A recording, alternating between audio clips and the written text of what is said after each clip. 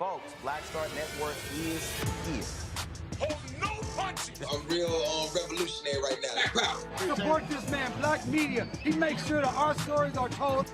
Thank you America rolling. Stay black. I love y'all. All momentum we have now, we have to keep this going. The video looks phenomenal. See, there's a difference between Black Star Network and black-owned media and something like CNN. You can't be black-owned media and be scared. It's time to be smart.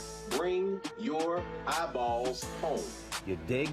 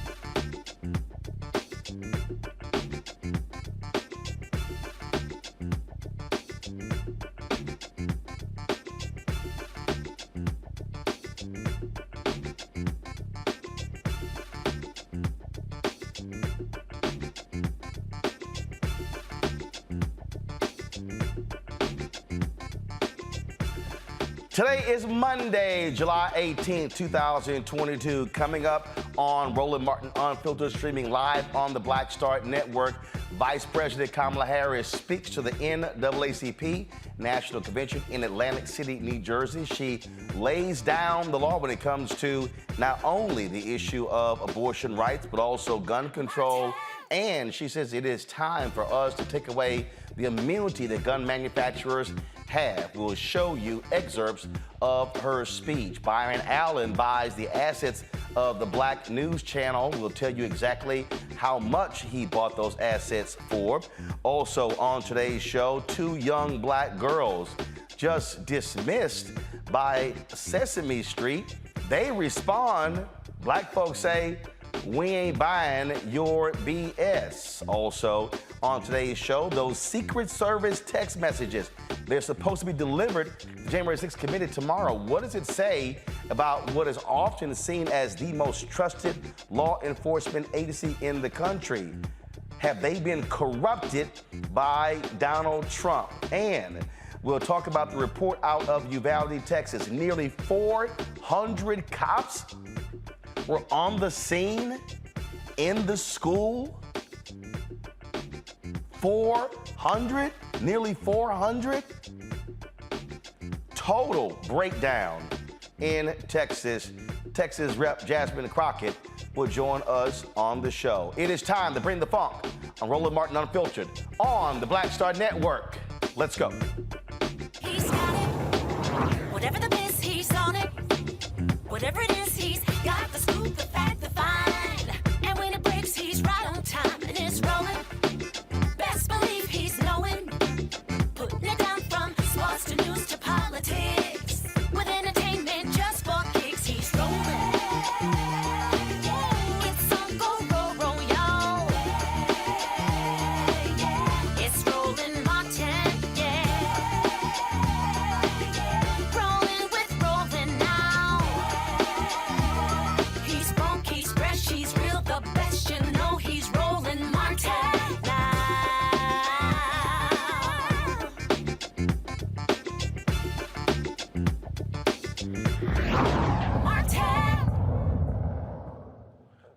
Today in Atlantic City, New Jersey, the NAACP held their 113th National Convention. The keynote speaker today, Vice President Kamala Harris. She talked about a range of issues to thousands who were congregated there, and she laid out very clearly the Biden administration's position when it comes to guns, when it comes to abortion, when it comes to race in America. We must also take steps to protect other fundamental freedoms, including the freedom for a woman to make decisions about her own body.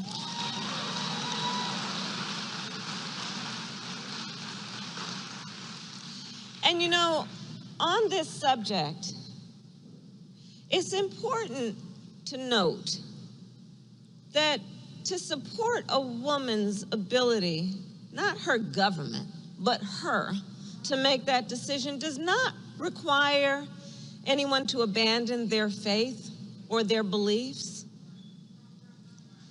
It just requires us to agree the government shouldn't be making that decision for her.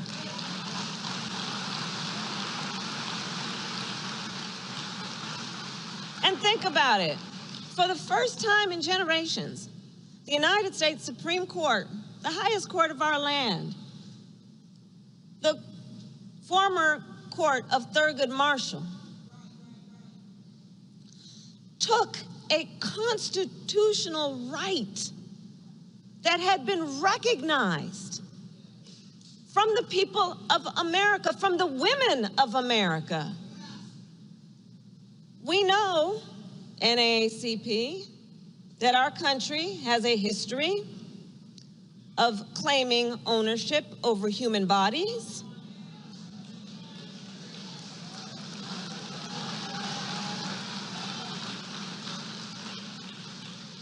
And today, extremist so-called leaders are criminalizing doctors and punishing women for making healthcare decisions for themselves.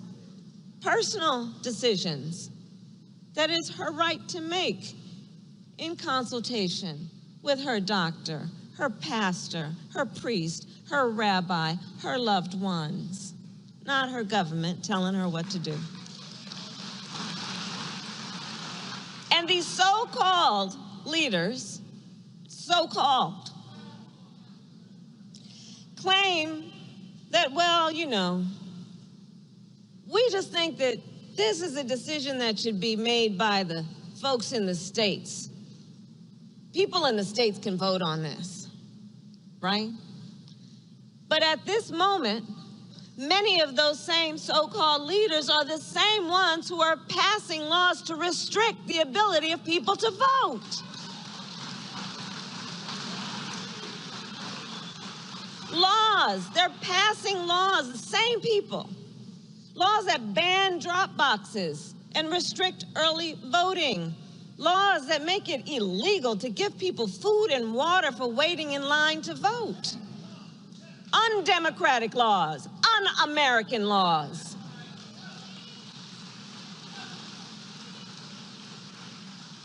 You know, I asked my team you remember Venn diagrams, those 3 circles, right? And then let's just see where they overlap. So I asked my team, I said, you know, do a Venn diagram on 2 circles for me.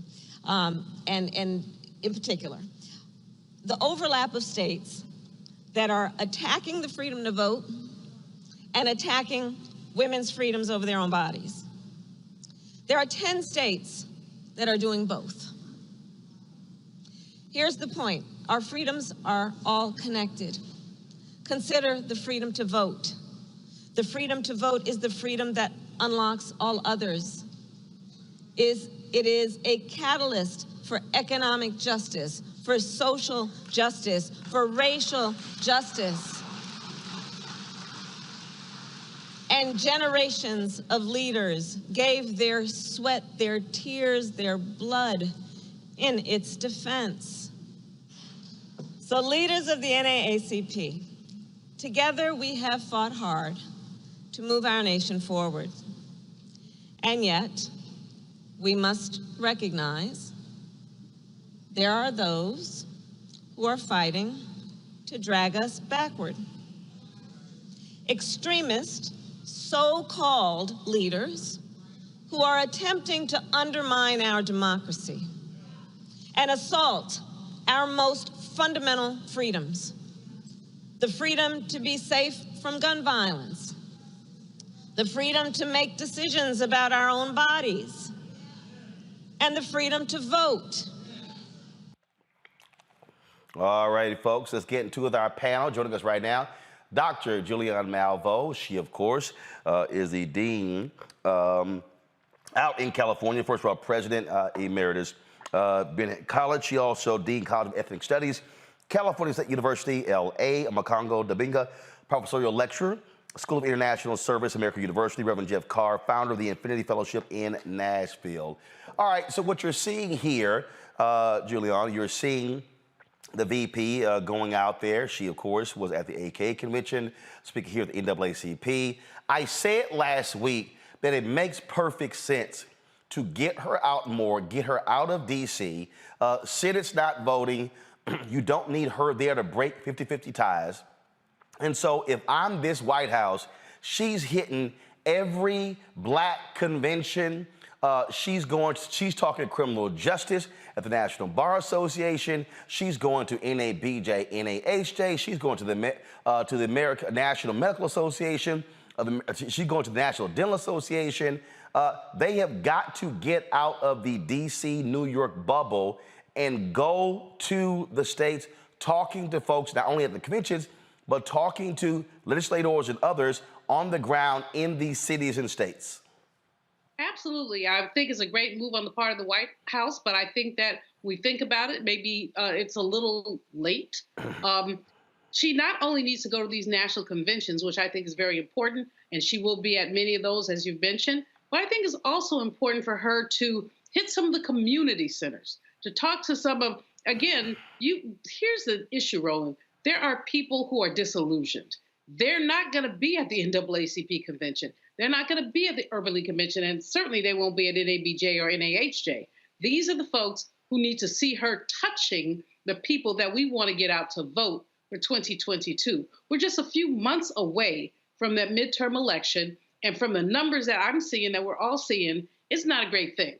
It's just that we don't have the momentum that we need. But, you know, the vice president is doing a great job, as she always does. But I wish that the White House would do as great a job about communicating message. She's an effective messenger, but it's very disheartening to see President Biden take body blow after body blow after body blow, and his communications team is not fighting back. We've seen this time and again. Kamala out there, good thing. Little bit more aggressive messaging, better thing. DNC engage, even best thing. But again, what's going on with the DNC? The thing, though, I'm a Congo that when I look at this, because she didn't just speak at the NAACP, held a roundtable discussion on reproductive rights with leaders there in New Jersey. To me, that is the smart strategy. But again, it gets her out of D.C., allows them not only to speak at the national conventions, touch local leaders, but also drive media in those particular locales as well. And so that way you're having a message that's going directly to people, as opposed to hoping national media covers it. Absolutely. And, you know, it's kind of like bittersweet because, you know, we love her so much, but she's not out in the open like you've been calling on this for weeks, man. Remember when after they won, her first stop was to West Virginia to get to pressure Manchin to vote on their legislation, and it caused all of this turmoil right within the party. And I think that she's been so restrained because the vice president has to follow the policies of the president and his moves. And Biden has been so late to respond to things. So how late was he to talk about filibuster reform as relates to voting rights? How late was he to get out the executive orders relating to abortion? And he's been so behind the ball. And I feel like Vice President Harris has just been chomping at the bit, watching all of this happen. Yo, get on this, do that. And so the fact that she's doing it now is great.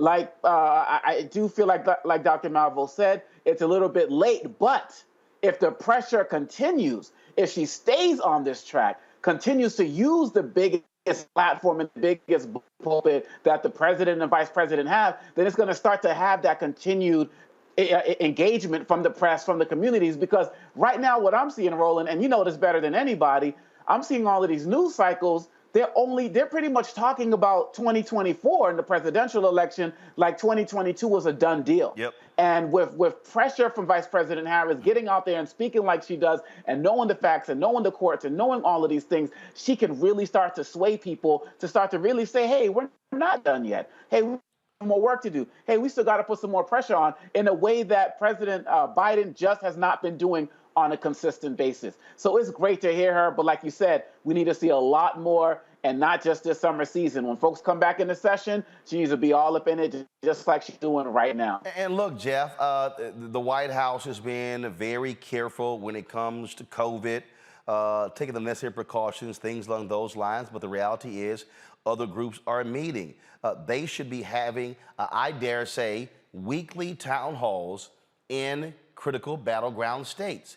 They should be taking Air Force One or Air Force Two and having town halls with voters, with the public in Wisconsin, in Pennsylvania, in Georgia, in North Carolina, in Florida, in Pennsylvania. Again, those Ohio, those states where they're going to need to pick up wins in the Senate races. That's how you actually do it. Be willing to take folks on when it comes to the issue of inflation, of gas prices. In fact, I want to show a tweet, and this was a little bit earlier. Again, of course, it's no shock that you don't see Fox News or Fox Business talking about this. Why? Because things have changed. Now, how often did we have to deal with these people, Jeff, who were yelling, hollering, and screaming constantly about gas prices? Well, President Biden actually issued sent out a tweet. Let me see if I can pull up on this phone over here, talking about how gas prices have dropped. But again, They've got to be making that point known, not just in tweets. You got to be making that point known to folks, and again, driving that thing home, because you can't count on the same price. So first of all, here was a tweet that he sent out right here. Let me know if y'all are seeing it. Hopefully, okay, let me do this here. Let me see if I can pull it back up. All right, let's see here. There we go. Okay. All right. First of all, this tweet went out. All prices have come down 20% from June highs, but high prices at the pump have only come down half as much. As unacceptable. It's time for oil and gas companies to pass along their low costs to Americans, okay? Now, that's Biden hitting the oil companies. This is the chart that they posted. This is what they need to be actually showing right here, okay? It's showing dollars per barrel. So you see how the gas prices are still remaining high, even though dollars per barrel have actually dropped, okay? You see what's going on there. He also, and again, to me, you got to be having this thing where it's going out to the public, and they're seeing it, and they're also responding. He sent this tweet out here on the Twitter feed. Gas prices have been dropping for 34 days straight, about 50 cents a gallon. That saves the average driver about $25 a month. I know those extra dollars and cents mean something. It's breathing room, and we're not done working to get prices even lower. Of course, the haters are not going to say anything about that, but again, putting them in the position where they're talking to voters. Yeah, you might get a situation where you get criticized by a voter, but you take that chance because you got to be communicating with regular everyday folk. You know, there are a number of issues that are coming up with this, Roland, and Dr. Malveaux has touched on them. So has Brother Dr. Omekonko. When we talk about how do we reach the average voter, that should be the focus of this White House. And when I mean this White House, I mean the 1-2 punch of President Joe Biden and Kamala Harris. It's not, there's been a precedent for sending out the VP to kind of do the dirty work, to be the fisticuff person. We saw it in the Obama administration. We saw that that's where the name and one of the titles for vice president at the time, Joe Biden, came from. People started calling him Uncle Joe because they felt like Uncle Joe was going to be the guy that scrapped. When it was time to go down, Uncle Joe could step up. And part of that was because he had a scrappy personality. He had a lot of energy. He was from Pennsylvania. He wasn't taking any mess. And he also had the cover of white privilege. So he could attack and go off on anybody and it not have a negative effect on the electorate. We're seeing this role now being assigned to Vice President Kamala Harris. She's going out and she's being heavy-fisted, whether that's in front of 12,000 sorors at AKA or whether it's in front of the NAACP or any number of conventions. Something that Dr. Julianne said is something that I want to expand on. How do you get to the average voter? Perhaps they are using the typical or the archetypal Saul Alinsky method of going into a community organizing model where you're trying to talk to stakeholders first. There's a delicate balance that has to be struck here. You have to talk to big conventions so that you can get earned media, but somehow those stakeholders are going to have to go back to their communities and talk to people. And that is not going to happen on Twitter. Twitter is a very specific place. And small. And in the eyes of... And small. Exactly. And very small. Out of all the platforms, it's actually the smallest compared to Facebook, TikTok, Instagram. Well, we heard this. We heard this several months back when Dave Chappelle's Closer came out. And he said people are saying they drugged me on Twitter, which is all right with me because Twitter is not a real place.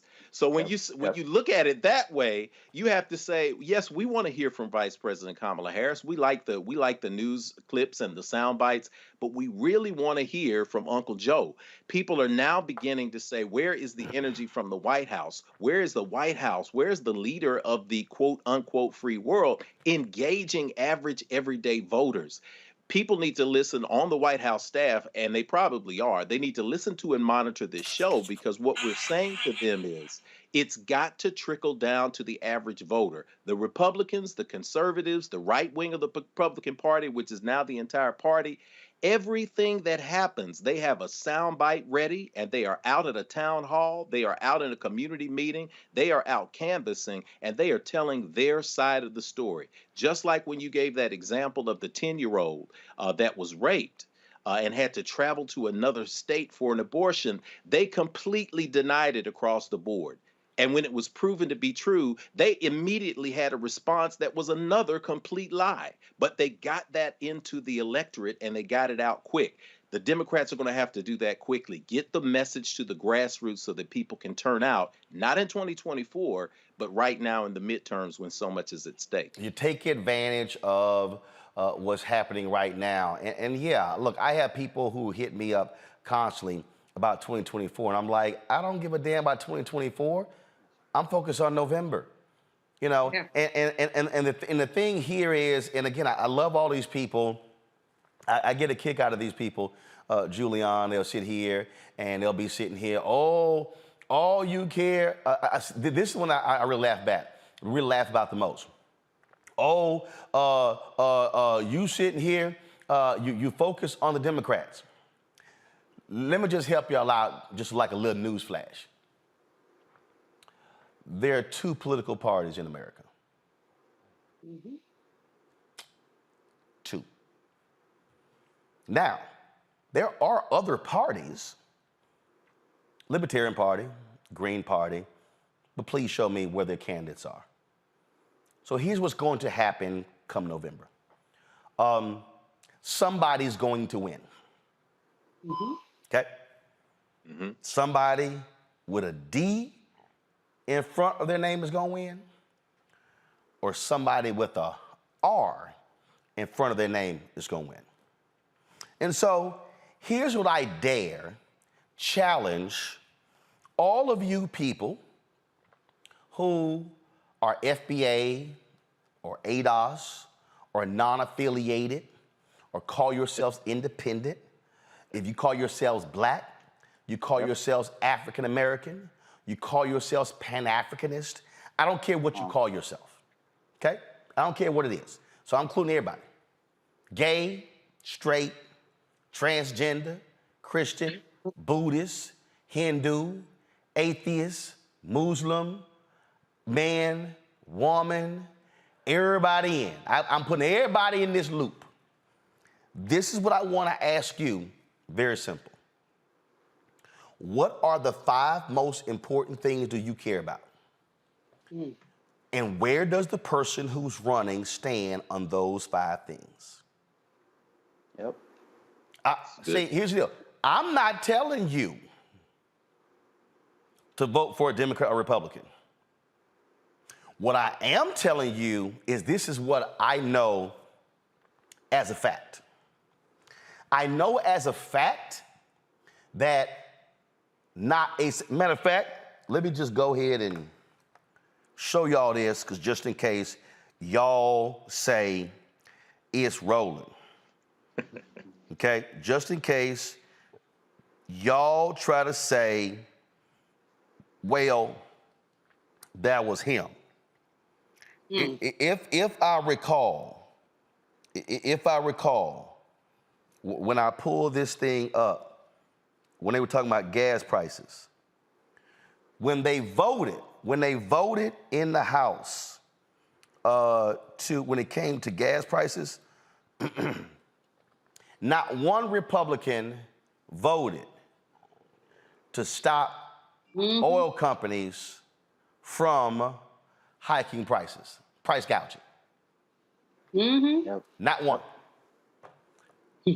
If I recall, Oma Congo, the week after 10 black people were shot and killed in Buffalo, New York. Tell it.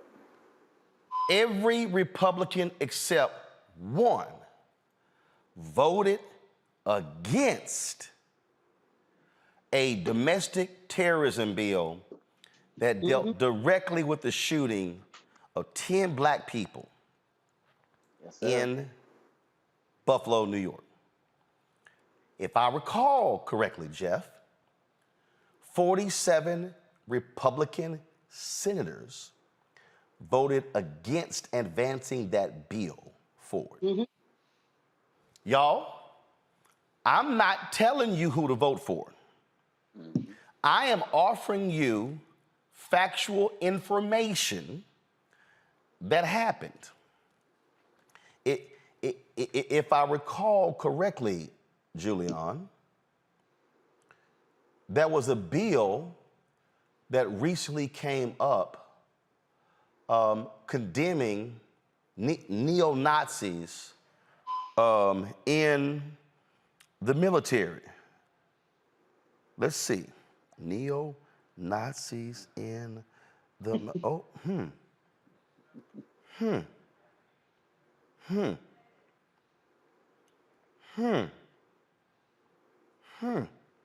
Now again, I ain't telling y'all who to vote for. But what I have right here is, no, go to my iPhone. It says right here, Julian, every single House Republican voted against investigating neo-Nazis in the military. The article says all 208 House Republicans thumbed their noses at an amendment to a bill that would order the government to investigate white supremacist and neo-Nazi activity in the military and federal law enforcement. Y'all, this is a screenshot right here of the actual vote.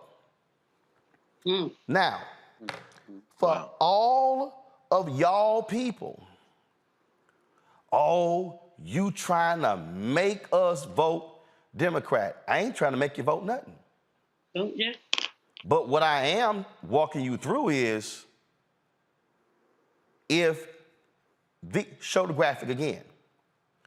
If these people win the House, I want all y'all watching right now, and my next guest gonna further explain it. Y'all, if these people who all voted no, all 208, I just want y'all to understand, they will be in control in January. Come on.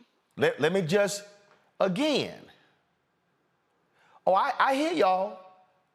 We should get something for our vote. You gonna get something if you don't vote. You gonna get something. You gonna get Jim Jordan in control of committees. You gonna get Matt Gaetz, Marjorie Taylor Greene. See, y'all can play games if you want to. But what I do know is these folks are utterly hostile to anything on anybody's black agenda. But y'all go ahead and play games and try to say, you shilling for Democrats. No, I'm advocating for black people. Yes. And let me be clear, because y'all have heard me say it, can't nobody lie and say I ain't never said it. I have said my entire career, voting is the end of one process and the beginning of the other. We have to put pressure on the very folk who we vote for, so if they win, they then do what we said what they were gonna do. And if they don't do it, we then should support those and run folks against them when it's time for re-election. Julian. You know, Roland, I got the soundtrack running through my mind. There's a song, Motown, I may not be the one you want, but I know I'm the one you need. And I think about that when I think about the Democrats. No, they're not perfect, but do you want Republicans? I mean, seriously? Do you want folks who want to take away your bodily autonomy, who align themselves with white supremacists, align themselves? I mean, that vote tells you everything you need to know. Neo-Nazis And these, if you talk to them offline, oh no, I don't believe in that, but you voted. You voted. And so people who stay home are co-signing BS. People who have these ridiculous arguments, they want it to be perfect. Well, hell, life ain't perfect. Politics ain't perfect. I always say, I forget the old politician, it might have been Tip O'Neill, who said 2 things you don't want to see: people making sausage and people doing legislation, because they both messy. And that's the case. But at the end of the mess, we have seen, like with the gun laws, we have seen progress. It's not perfect progress, but it is progress. And so, like I said, as I start talking to young people, someone who tell they can't vote because they didn't get this, they can't vote because they didn't get that. And I always say, what do you want to lose? There is a story, not what you got, but what you can lose. I remember years ago speaking to a member of Congress about the Congressional Black Caucus, and the sister said to me, people talk about we don't do anything. You don't know what we prevented from having happen. And so this naivete is an indulgence in this context, and we cannot afford it. Young people, you didn't get your student loan debt reduced. You will, perhaps. And if you don't, do you want, as a young woman, to lose your bodily autonomy? Do you want to have other things cut that will be cut? Roland, I'm impatient with these people, and don't even mention those ADOS people to me, because they just crazy. They just totally crazy, and I'm shouting y'all out. Send me some tweets, whatever y'all do when you get mad at folks. Y'all don't have good sense. Period. In the conversation. See, the thing here for me, Congo, is as we unpack what's going on here, they are making clear what their agenda is. Mm-hmm. And the agenda of the Republican Party in the House and the Senate is a virulent, anti-Black agenda. Yes. Yep. That's what it is. So if y'all want to come at me, bring your ass. But I'm telling you right now, as somebody who has paid attention to politics my entire life, the hell that they are ready to unleash, you are not prepared for, then you're really gonna be like, damn, I can't believe this, and understand what they're doing on the state level, and again, my next guest will be able to explain it, is that they are trying to position it where they will control what happens after 22 and put in place an apparatus in 24 to literally steal the election if they lose in 2024. Absolutely. Like you said, it's already in the works. The legislation's already written. They got the case coming up before the Supreme Court, when that's going to be one of the next things that they're going to look at, which is going to take away the role from governors. And one of the things we have to be mindful of is that we're like a few Republican governors away from them being able to have a constitutional convention. Like seriously. And when that type of stuff happens, everything is going to be on the table. You talked earlier about ask people about their top 5 things. In some way, shape, or form, everyone is going to have as part of their list something relating to health, something relating to education, something relating to security, something relating to the economy. And with these votes that have been taken at every juncture, the Republicans have shown that they favor big oil companies, so they have no problem with higher gas prices. They favor not supporting schools that aren't private schools, basically, at the end of the day. They also have hinted through Justice Clarence Thomas that, hey, it's cool to come for gay marriage. It's cool to come from, I don't know how Clarence Thomas is going to feel about it, but come for interracial marriage because they're attacking the right to privacy. They are going to be coming for people's religion, for people who are not Christian. They are coming for it all. There's no middle ground. And so when you talk about what are your top 5 things, when we look at the last election, the 72 million, we got to remember, I was talking about 72 million who voted for Trump, and that was higher than what he got in 2016. So there are more people who are willing to get out there and support him. Biden got 82 million plus, over 100 million people stayed home. And to those 100 million plus who stayed home, those are the people who we're talking about tonight, Roland. And people have to realize that when you're not there when they come for other people, no one's going to be there when they come for you. And every aspect of us as Black people in this country is under attack. And we are foolish, not us here, because we know this. They'll do everything, put us back in bondage, do whatever it takes to make sure that we are not empowered. That's why they hate Vice President Harris, and that's why they are doing. And what's sad about this, the Washington Post always has that headline, "Democracy dies in darkness," but it's not true. Democracy dies in the light of day. So many things were happening right now happened under Hitler, who also, like Trump, only had a 30+ % of the vote, had a third of the vote, right? Because people were not engaged. And so we're seeing it literally happen before our eyes. And if our sophistication is not coupled with our activism to increase, we are going to lose everything we have fought for. And there's no exaggeration to that at all. But Jeff, all I'm simply saying to people is mess around and see what happens. Mess around and see what happens. But I would rather be in a position to be able to go lobby somebody for my agenda than be in a position where the door is shut solid and they won't even meet with me. That's right. And that's what it comes down to. That's why we say these stakes are high. And when we hear these conversations coming out of these circles, I don't care if they're ADOS, FBA, MD, PhD, OPP, or SOB. It doesn't matter because it's all a distraction.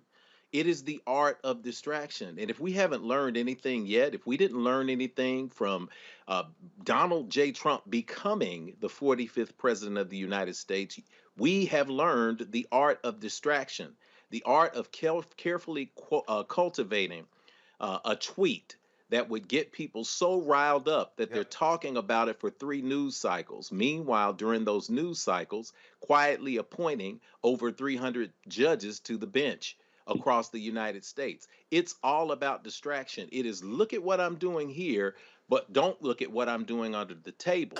The art of distraction is sending out messages to people that deceive them, but connect with them, while you are saying one thing and doing another. We have been falling victim to this art of distraction. When we're talking about moving through distraction, these shows are important because we're saying to people, do not read, do not believe what you're hearing on Twitter. Pay attention to the facts. When you put that graphic up that showed you how the Republican vote went, that is a fact. When we talk about the stakes, the messaging must change. The messaging has to be simple and it has to be clear. What are the ways that you work through distraction? Well, last year, the Pentagon issued a report that soldiers, military personnel are actively being recruited by white supremacists. They see them as high value targets because they are ready to go, they're ready to fight, they're ready and trained to launch a race war. This is something that is actively happening in the U.S. military. The messaging, instead of being really high, really flowery, really full of great vocabulary words and held over lattes and back rooms at White House meetings, needs to be simple to the voters base. Okay.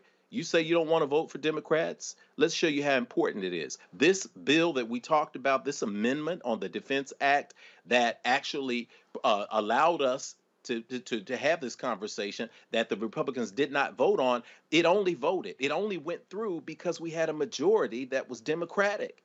So that barely made it through. You've got to tell people, if you don't support these candidates that are going to make sure this legislation is solid, guess what? You're going to have white supremacists in the military. Those white supremacists are going to come out actively trained, and they're going to help launch a race war. These are things that we are seeing coming together, but are not being communicated effectively to the people. You've got to understand that, just as Dr. Julian said, this has to do with your student loans. This has to do with your ability to buy a house. It has to do with you working all the time so that people at the top of the food chain cannot work all the time.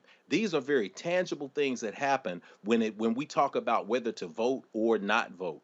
These stakes are here and they're real, and we have to step up and we have to make those messages clear to people who need to understand that we are at a tipping point in America. We could go way to the right, or we could survive and go forward and have hope for the future. And that's how important it is for us to stand up, to talk, to get these messages out here, and to stick to the facts. Gotta go to break, folks. We come back, we'll talk Uvalde. Nearly 400 cops were on the scene there, and this shooter still killed 19 children and 2 adults. You're watching Roland Martin Unfiltered right here on the Black Star Network. I'm Deborah Owens, America's Wealth Coach, and on the next Get Wealthy, have you heard that it's not how much you earn, but how much you keep that matters?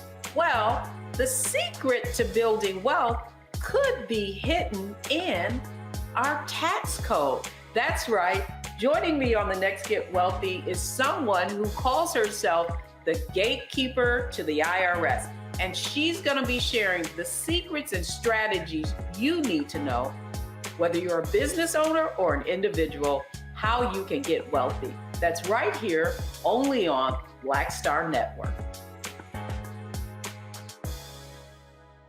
Sexy to me is the exact same feeling as running water, ever flowing. Water always finds a way to get through. And so when you know that you're sexy, there are no questions about it. It is an ever-flowing emotion. It is an ever-flowing feeling. When you question it, though, you stop the water. I struggle with this a lot, mainly because I've been told what sexy should look like, what it should feel like. As a model who did Sports Illustrated, you're told that this is what sells sexy, but then you travel the world and what's sexy to one person is not sexy to another person. I'm more of a mindfuck kind of person. How can you stimulate the brain? To me, that's sexy.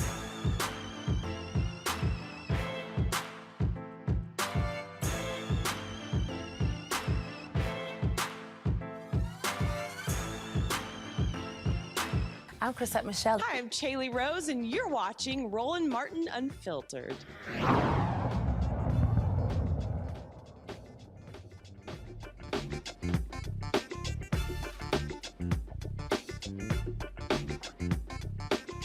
Folks, listen to these words that were in a Texas House report showing how pathetic the response was in Uvalde, Texas. An overall lackadaisical approach. Egregiously poor decision-making.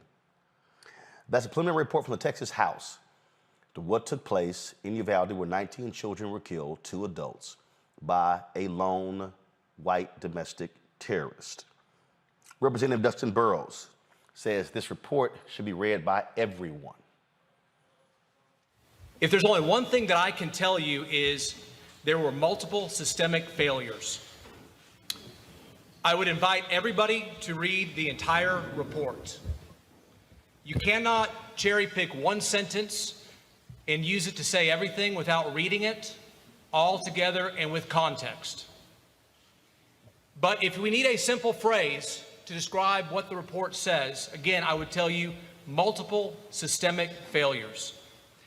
I want to first thank the mayor of Uvalde for hosting a meeting today with several of the families and asking for us to come by and attend. And I thought that was the respectful thing to do. I thought it was respectful to at least let them hear from me before we open this up to a broader public discussion. I look forward to the questions here at the press conference. One of the things that I said in there to the families is we want to show them as much respect as possible.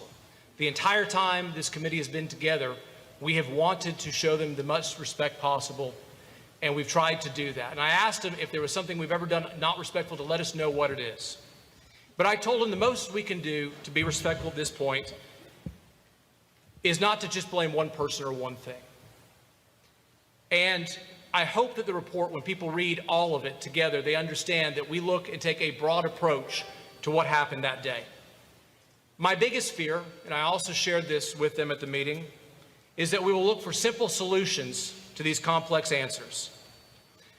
And we will all look and say, well, you know, that's the way it was in Uvalde, it's different here. Well, let me tell you, the people of Uvalde before this, they felt it couldn't happen here. They felt that. That's the false sense of security I worry about. I think some of the same systems that we found here that failed that day are across the entire state and country. And I do not want to say because of one thing or one person here, it could not happen elsewhere. I think that's a disservice and not the respectful thing to do. Joining us now is Texas State House Representative Jasmine Crockett. Glad to have you back on Roland Martin Unfiltered. You know, it's interesting listening to him talk about what took place. Folks thought it couldn't happen there. I remember that initial news conference, Governor Greg Abbott, the mayor, they were all ticked off at Beto O'Rourke for challenging them. Looks like Beto was the one who was right. These folks have been lying to us. They praised law enforcement for their rapid response. We now know that 376 officers were on the scene. And then he says that if we've done anything where we haven't respected the families, let us know. Well, the families are pissed off. They didn't even issue this report in Spanish, only English. And the families are like, it's a whole bunch of us who don't speak English. We can't even read the report. Yeah, it's, let me give you an interesting fact really quickly. Chairman Burroughs graduated from the same undergraduate school in which Supreme Court Justice Amy graduated from, and it's actually the same school that I graduated from.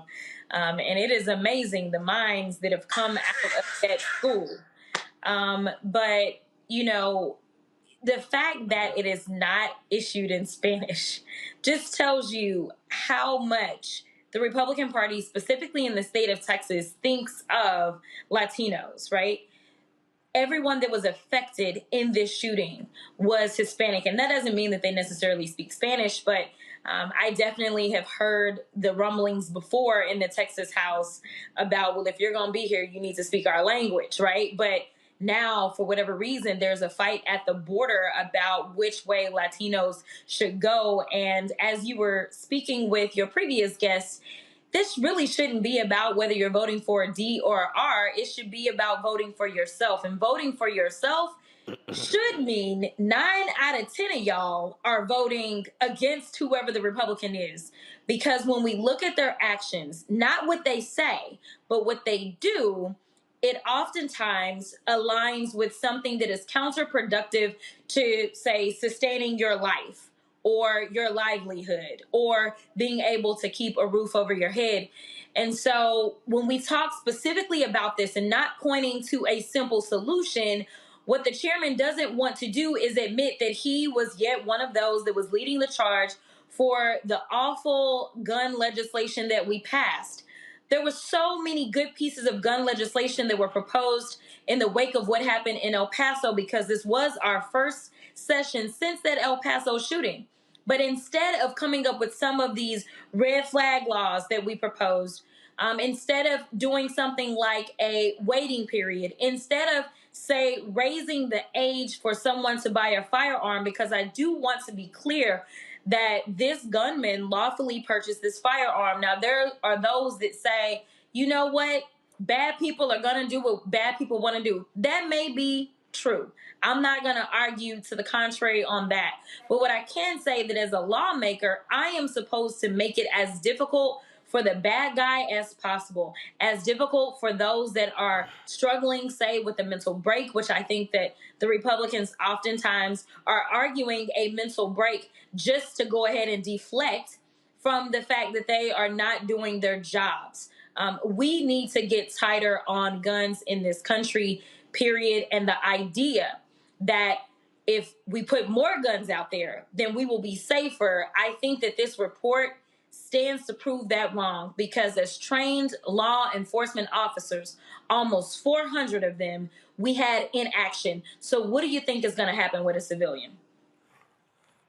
Again, if we really examine this, I mean, we saw the constant efforts by folks not to release the video. They did not want to share information. They did all they could.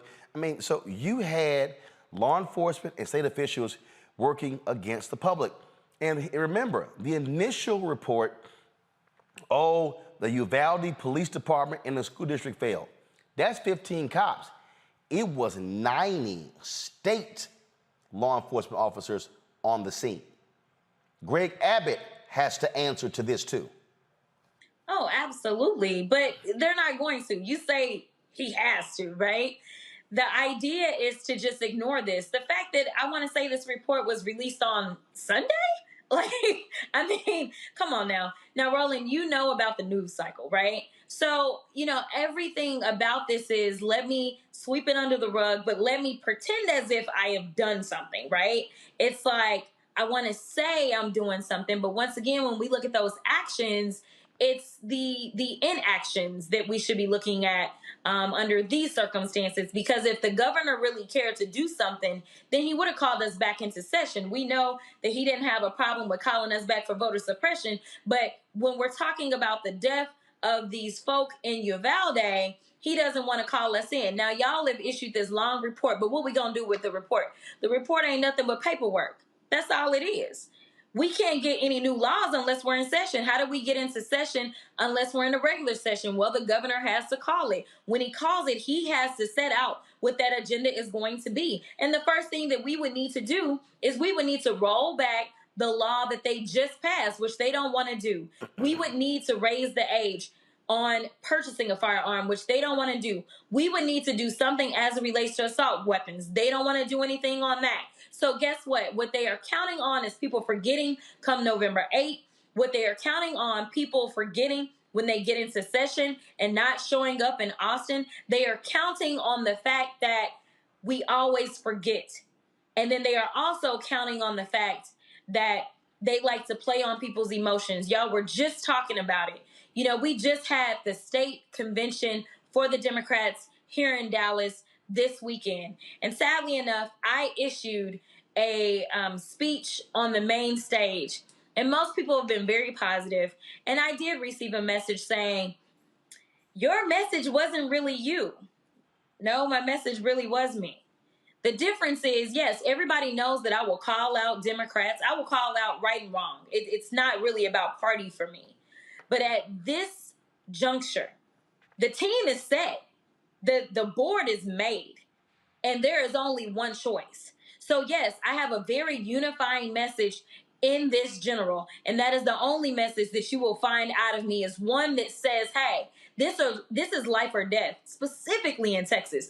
Right now, we just got a warning about our water and not consuming so much water because we're having water issues. We're consistently getting messages from ERCOT about our energy. We know we lost hundreds of people in that winter storm. We are in a crisis in this state and in this country. And so guess what? I may not think that one side is perfect, but I know one side may literally kill me. So guess what? I'm going to fight for the other side. Now, when we get to those primaries, I'm obviously going to try to make sure that we have the best of the best. And that means it's going to be those people that are going to speak up and speak out, especially when it comes to Black folk, and make sure that we are not forgotten.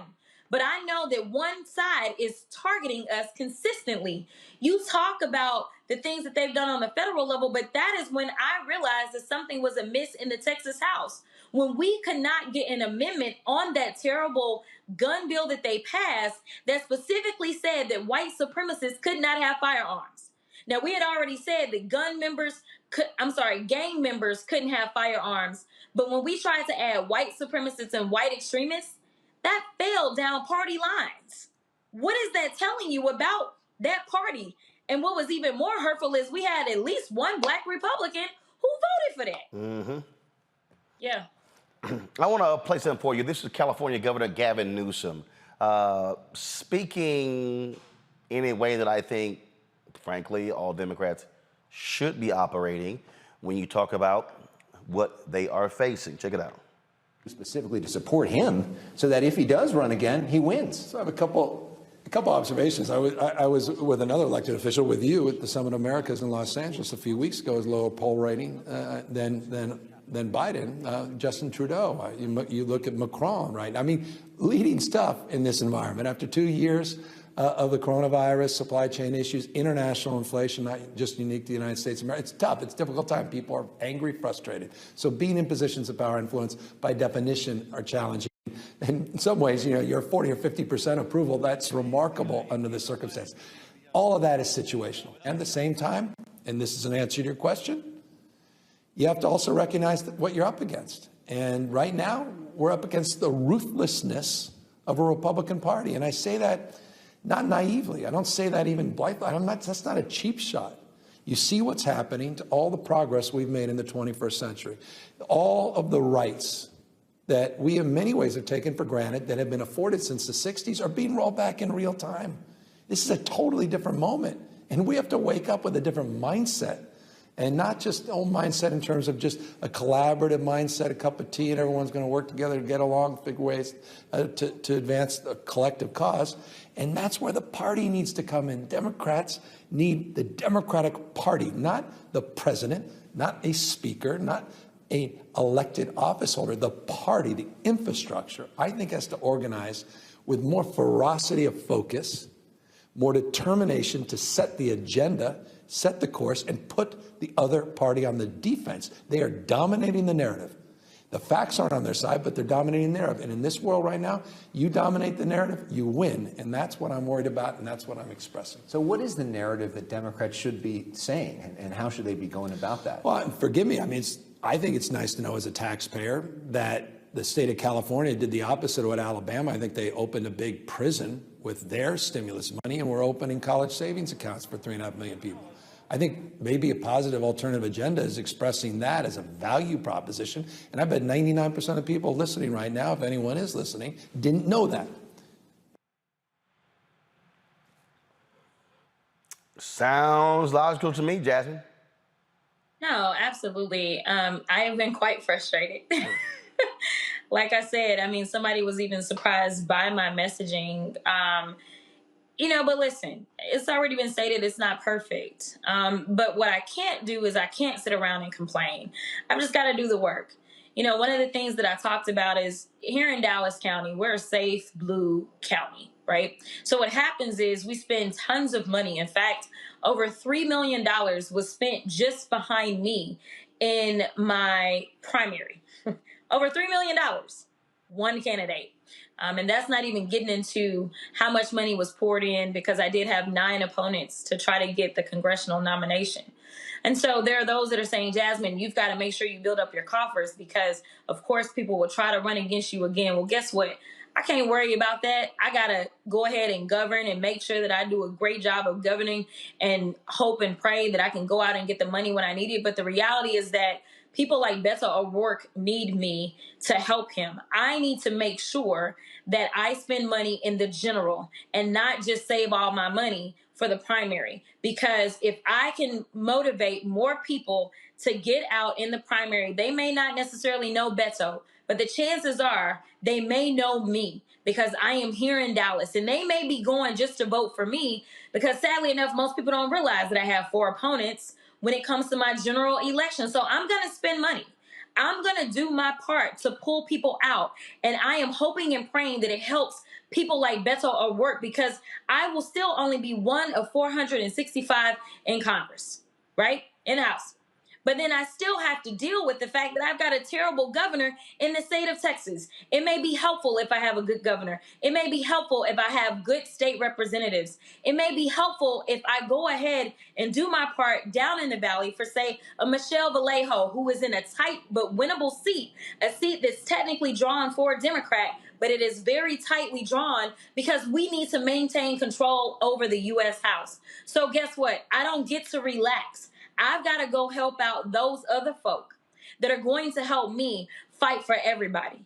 And I agree that once we're in office, that's when you come, you hold us accountable, you talk about the fact that different folk are being left out as we're giving our messaging, as we're doing our agenda. But guess what? We all will get left out. And when I say all, I mean all. You talked about trans folk. Let's go ahead and talk about the LGBTQIA community as a whole. Let's talk about the rights of Black folks that will be rolled back. We always speak about the fact that we still aren't technically free in this country and we still aren't treated equally. Just imagine what's going to happen if they would take precedence that is older than I am and decide that it is not worth anything and it was done when it was created. Just imagine what they will do as it relates to everything else. If you don't understand that all of our fates are tied together, then you haven't been paying attention. And so what the Democrats need to do is stop, speaking to the choir. That's not what we need to do. What we need to do is we need to go engage new people. Because what did Trump do? He was able to engage all of these great racists. That's what he did. He went out. He got them excited. They are all involved in the party. They are all now running for office. We got plenty of them on the federal level. We got them on our school boards. The Democrats have to stop just speaking to other Democrats. That ain't getting us nowhere. We got to go and actually grow our coalition. All right. Texas State Representative Jasmine Crockett. We surely appreciate it. Thank you so very much. Good to see you. All right, folks, got to go to a break. We come back more on Roland Martin Unfiltered on the Black Star Network. Don't forget to support us in what we do.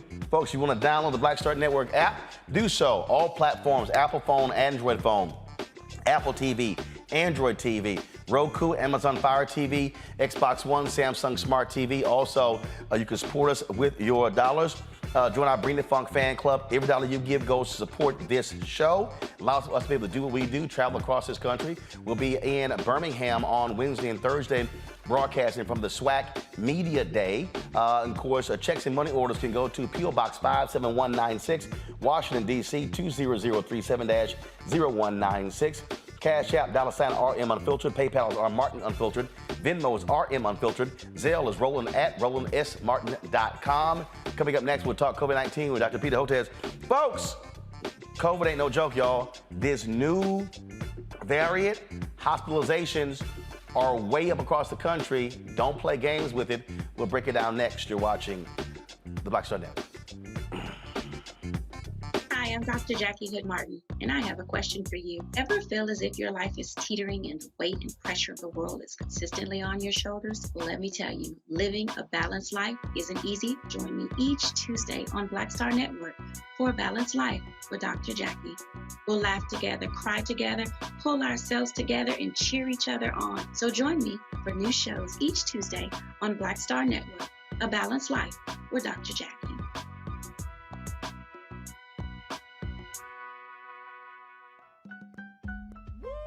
We're all impacted by the culture, whether we know it or not. From politics to music and entertainment, it's a huge part of our lives, and we're going to talk about it every day right here on The Culture with me, Faraji Muhammad, only on the Black Star Network. What's up, y'all? I'm Will Packer. Hey, everybody, it's your man, Fred Hammond. Hi, my name is Brescia Webb, and you're watching Roland Martin Unfiltered. And well, I like a nice filter usually, but we can be unfiltered.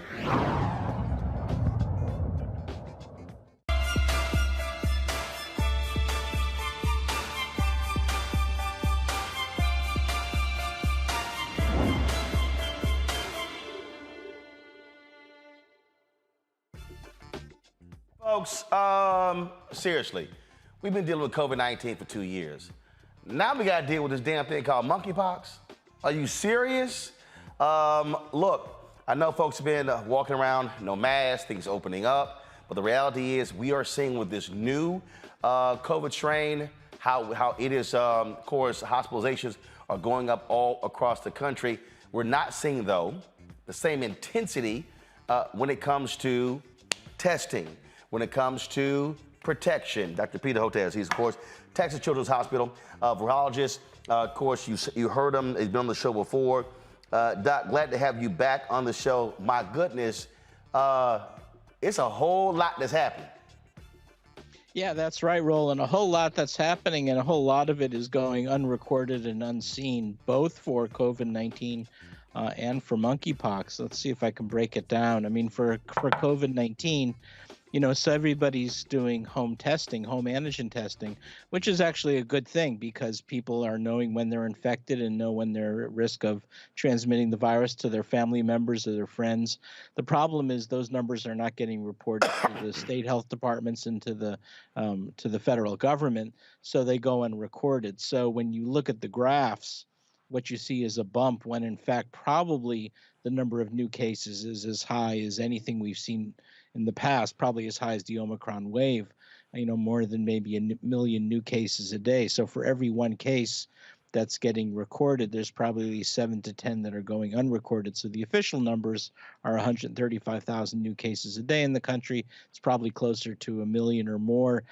The one thing we do know is the hospitalizations, as you correctly pointed out, are going up around 20% over the last 2 weeks, and we're going back over 400 deaths a day. And okay, it's not the 2,000 deaths that we've seen earlier, but 400 deaths a day still means COVID-19 is the leading cause of death in the United States of America. So we've got to really take this seriously. And look, I mean, you talk about taking it seriously. I was at Essence Festival in New Orleans. A lot of folks came back from that with COVID. Thankfully, I didn't. A couple of my staffers did. I was in LA the following weekend. for Richard Roundtree's 80th. And I came back, and it was last week I was recording my audio book, and man, all of a sudden my allergies sort of kicked up Wednesday and Thursday, and then I felt it. So I took a COVID test on Thursday, negative. Took a COVID test on Sunday, negative. But what's so crazy is like even normally if we're getting a cold or we're sitting here getting allergies, you begin to freak out like, Jesus, am I getting COVID for the third time? And so it's just one of those things. And look, I keep literally, I got like 8 home COVID home tests there because you got to stay frankly prepared when on all sudden things happen with your body. You're like, okay, is this allergies? Is it a cold? Is it the flu? Or is it COVID? Yeah, I mean, here's the single most impactful thing I think you can do, and I appreciate your inviting me to come on because there is an important message here. What we know is that the vaccines are not holding up as well as we'd like in terms of both preventing against infections and preventing even against hospitalizations and emergency visits unless you keep up with your boosts. So that is the most important take-home message. Unfortunately, for reasons I've never understood, the Centers for Disease Control still calls 2 immunizations with the mRNA vaccines full immunizations. And once you're more than a few weeks out of your second immunization, you're still vulnerable. So what that means is... like what's the distance? Really? So I've had 3. So what should be the distance between, or months or weeks, whatever, from when I got my 3rd one to get my 4th one? Mine was delayed because when I got COVID the first time, I got the antibodies and I couldn't get my booster until 90 days had passed. So when did you get your 3rd immunization? Hell, I don't know. Let me look it up. I don't know, Doc. Just roughly, was it? No, I don't know. Last September? No. This was much more recent. I got, because I got COVID in December. I got my 3rd booster in April, I think. First of all, luckily I got So you're getting close because... Yeah, I'm looking up. I got it right here. Keep going, keep talking. I'll pull it up. Once you're more than 4 months out, get your booster. And here's why. So here it is. I got my 3rd dose May 13th. Okay, so you can kind of hold off a little bit, but not too much longer. Like what's a little bit? A month? So I would say, 3-4 months after your last boost. So if you got boosted in May, remember you also got a case of COVID, which almost acts like a single immunization. Well, I got COVID twice. I got COVID in December, and I got it again in May. Right. I got it in May before I got my 3rd booster. Oh, you got COVID in May and a booster in May? Yeah. Oh, okay. Yeah, you're probably good until August or September. Cool. But only the 2 of us. If you look at the American people, it's just about only the 2 of us that are keeping track of this stuff. That's the problem. And so too many Americans are thinking if they got 2 immunizations, that's adequate. And now we had some data come out from the Centers for Disease Control last week that says for instance, even if you got a single boost and you're more than 4 or 5 months out, what that means is your protection against hospitalization went down from 75% to 55%. That's why you got to get that second booster. And here are the numbers. Roughly only about 30% of the U.S. population has gotten their single booster, meaning their 3rd immunization, like you got. And I got my 2nd immunization, but very few Americans have done that. So it's really important to be mindful of the fact that if you've only gotten 2 immunizations, get your booster. And if you've gotten your booster and you're more than 4 months out of that booster, get your 2nd booster. And that is what's going to keep you out of the hospital more than anything else. And again, I'm just trying to warn our folks, look, man, you can't play with this thing. You don't know how this thing moves, how it shifts. You don't know, again, once you've gotten COVID, what happens, down the road, things along those lines. And so it's staying vigilant as best as we can. We got a panelist. We got some questions. Go ahead. Yeah. I mean, the problem is everybody knows someone who's been vaccinated and got breakthrough infection. Yeah. Right. And so there's these groups that are telling people, hey, see, that means that the vaccine's not working. It's not the case. And what it means is if you've been vaccinated and boosted, you could still get breakthrough COVID with these new Omicron subvariants. But you know what? It means that you're going to be doing Zoom calls from home or calling friends from home rather than being in the hospital. And that's the game changer, is that if you keep up with your boosters, you're far more likely to be less likely to be hospitalized or go to the ICU, or worse, or go to the emergency room. Let's go to Makongo. Your question, Dr. Hotez, first. Yes, thank you, Dr. Hotez, for your continued expertise and leadership in this area. I've been following you for a very long time, and it's greatly appreciated. My question comes to you as a parent. I have a rising junior, freshman, and second grader, and I want to know what your thoughts are as we're going into the fall. What do you think schools should do to be more proactive? Do you see a potential scenario where we're going to be going virtual again going into the fall, which is extremely stressful?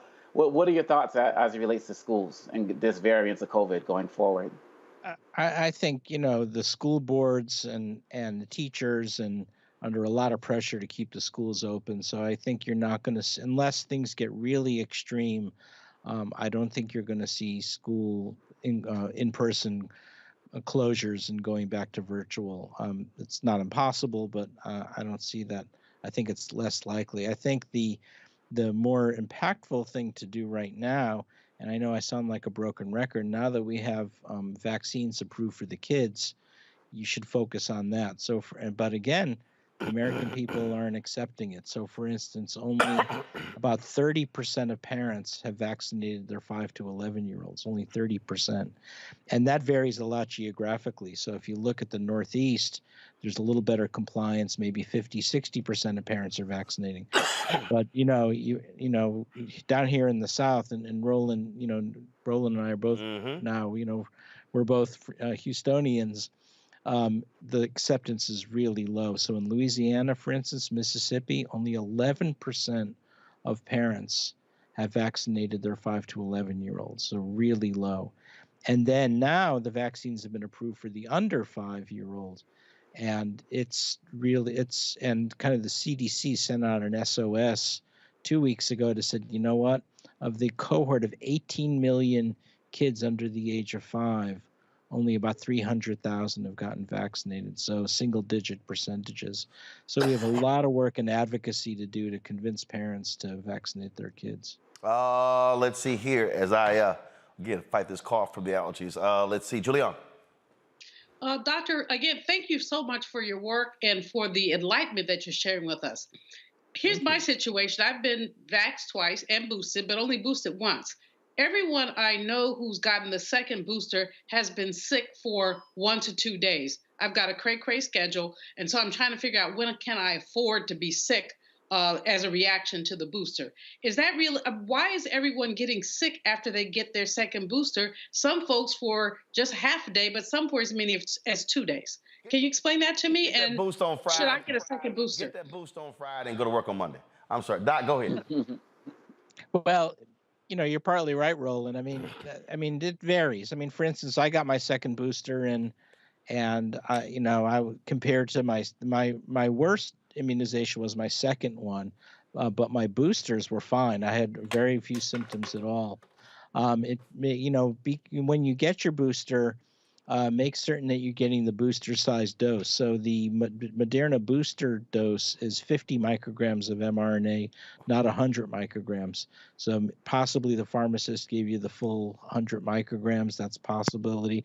Although you could have gotten it after 50 micrograms. The Pfizer vaccine seems to be a little less reactogenic, and so maybe that's one consideration as well, meaning you may not have as robust a reaction. But the thing is, those numbers I just said look real. So again, once you're more than a few months out of your first booster, the protection against hospitalization goes down from 75% to 55%. Much big difference. And that's the numbers that came out of the CDC last week. So when did you get your first booster? In December. You're ready for that second booster. I would, unless your doctor gives you some other reason why you shouldn't get it, it's something definitely to consider. And it does vary. I didn't get sick from any of the boosters. Yeah, everyone has a different experience. The Moderna vaccine has more mRNA in it, than the Pfizer does. So the Moderna has 100 micrograms of mRNA in the initial immunizing series, 50 in the booster. Moderna has 30 micrograms, so less. So if you're getting Moderna, it tends to be a little more, as the term that's used is reactogenic, meaning more fever and inflammation. But it also holds up a little better as well because there is more mRNA. Jeff. Yes, Dr. Hotez, thank you so much. I am part of the stepchildren nation of vaccines. I got the one-shot J&J, and we got that in our family.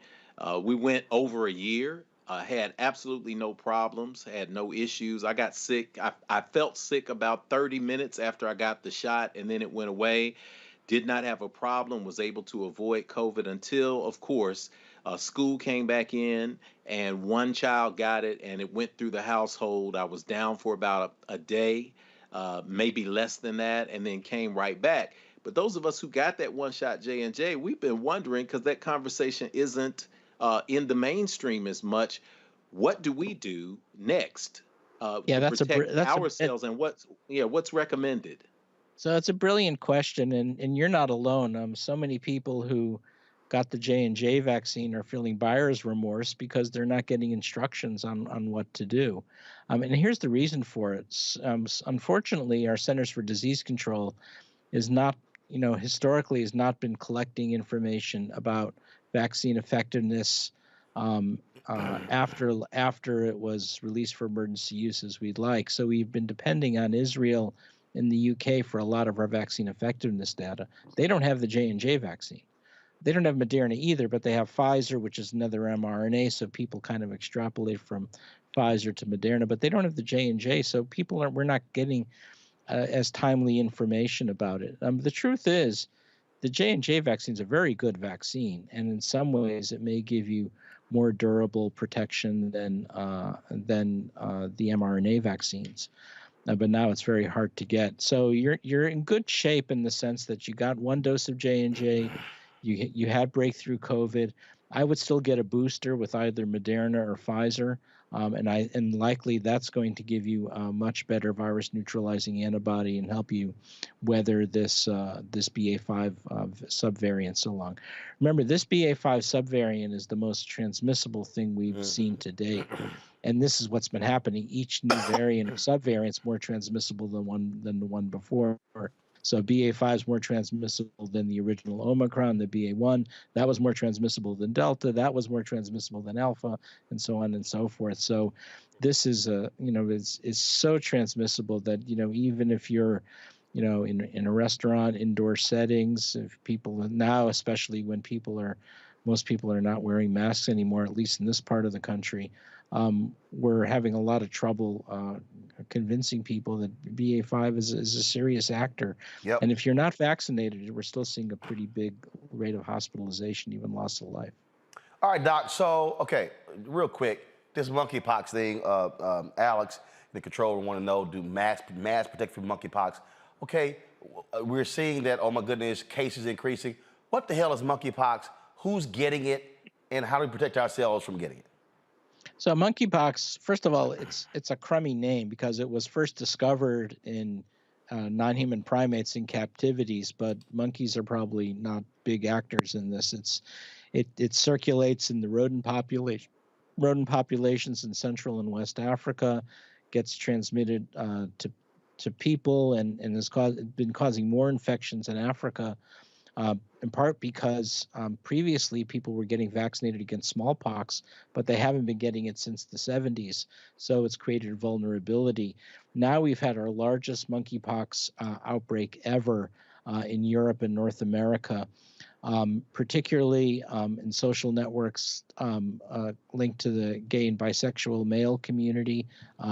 Not that it's sexually transmitted, it's happening through close skin-to-skin or oral-to-skin contact, and now we're about getting around 15,000 cases globally, and we're upwards of 2,000 cases in the United States, with the largest number of cases around 500 in New York. So it's through close, intimate contact, skin to skin, skin to oral, and the numbers are really going up. And there's good news and bad news here. The good news is we've got an excellent vaccine for it. It's made by a company in Europe called Bavarian Nordic. It's a pretty safe vaccine. The problem is we don't have enough doses yet. So the Biden administration is hoping for around 700,000 doses towards the end of this month into August, and then around 1.6 million doses by the end of the year. We're probably going to need 2 or 3 times more than that. So we're getting into the situation where we just don't have enough vaccine. So if you're a high-risk group, and that is, having close, intimate relations with partners who have monkeypox, it's a good idea to get vaccinated either after you've had that contact, what's called post-exposure prophylaxis, or as a form of pre-exposure prophylaxis. And the key now to fight this off is to really ramp up both the testing and the number of vaccine doses, because I'm worried that it's going to continue spreading in the population, and there's 2 things we don't want to happen. One, we don't want the transmission of this become so pervasive that kids start getting it, because kids don't handle monkeypox nearly as well as adults. That's point 1. Point 2, we don't want to get it into local animal populations, because then it becomes a permanent fixture in the United States, just like it is in Nigeria and Democratic Republic of Congo. So we've got to treat it as a crisis, because if we don't allow those numbers of cases to get up 10,000 cases, 100,000 cases, then we really have a problem on our hands. And so the key is education and awareness about your partners and limiting exposure. 2nd, getting the vaccine. And 3, diagnostic testing. And the diagnostic testing is not as straightforward as it is with COVID-19. 1, we don't have home testing yet. It requires swabbing a lesion. And since that's often an intimate part of the body, that's not the kind of thing you usually walk into CVS or local pharmacy to get testing. So you usually have to go to community health clinics that specialize in this. And so the access is not as great. So we still have a lot of work to do to get to where we want to be. All right, Doc, well, please keep up the good work and say hello to all my folks there in Houston and folks who do great work at the Texas Children's Hospital. And also, y'all shared what was it, your vaccine information with people across the globe. How did that turn out? Yeah, so far, our vaccine now in India, it's called Corbevax. 65 million doses have gone into adolescents. So it's the major vaccine used in India for adolescents. And we developed it here at our Texas Children's Hospital Center for Vaccine Development and Baylor College of Medicine, which I know, Roland, you know pretty well.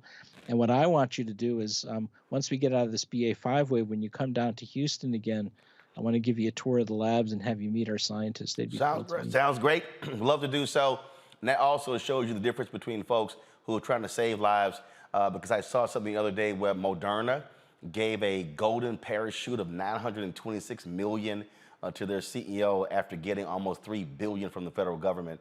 And so which is just beyond idiotic. Roland, we got $400,000 from the federal government. And we made a vaccine for the world. So $400,000 made a vaccine for the world. Just imagine what y'all could have done with $2.5 billion. I know, and I think we would have, could have potentially had the whole world vaccinated by now. But there you go. Who knows? All right, Doc, keep up the good work. We appreciate it. Thanks a lot. Okay, you're the best. God bless. All right, take care. Folks, when we come back, what the hell is happening with Sesame Street? Man, the video has gone viral about one of their characters just dissing 2 young black girls. Sesame Street has responded. Black people like, that's that bullshit. We'll discuss next on Roland Martin Unfiltered right here on the Black Star Network. Yo, Facebook, YouTube, hit the damn like button, y'all. It ain't that hard. When we come up from this break, we should have 1,000 likes on YouTube. We should have the same thing on Facebook. It does not take that much. So you hit the doggone button. If you're sitting there watching right now and commenting, then you can hit the damn like button. I'll be right back. Sexy to me is the exact same feeling as running water, ever flowing. Water always finds a way to get through. And so when you know that you're sexy, there are no questions about it. It is an ever-flowing emotion. It is an ever-flowing feeling. When you question it, though, you stop the water. I struggle with this a lot, mainly because I've been told what sexy should look like, what it should feel like. As a model who did Sports Illustrated, you're told that this is what sells sexy, but then you travel the world and what's sexy to one person is not sexy to another person. I'm more of a mindfuck kind of person. How can you stimulate the brain? To me, that's sexy.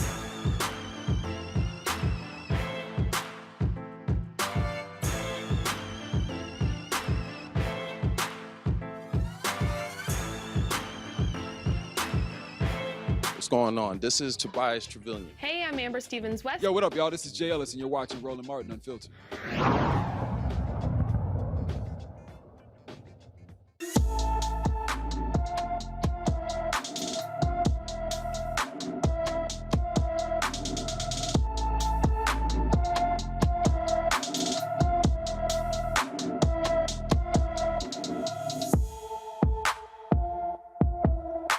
All right, folks. We go to Detroit with today's Black and Missy. And the Detroit Police Department asking for help in locating 23-year-old Laurel Diaz, who left her home to go to the grocery store Sunday and has not returned. She is 5 feet 6 inches tall, weighs around 300 pounds, with dark brown hair and brown eyes. She was last seen wearing a black short sleeve shirt, beige or brown pants, and multicolored Jordan shoes.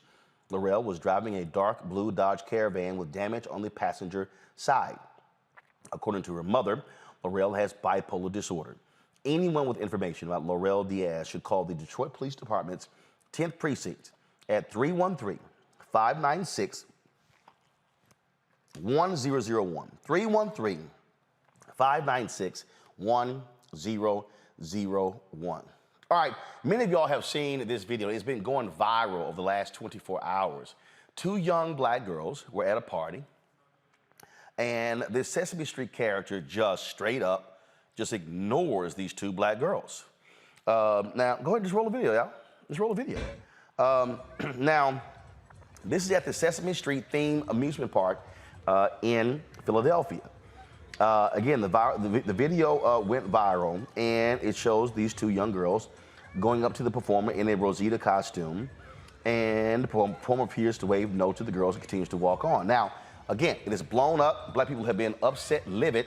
So Sesame Street released this statement here, okay?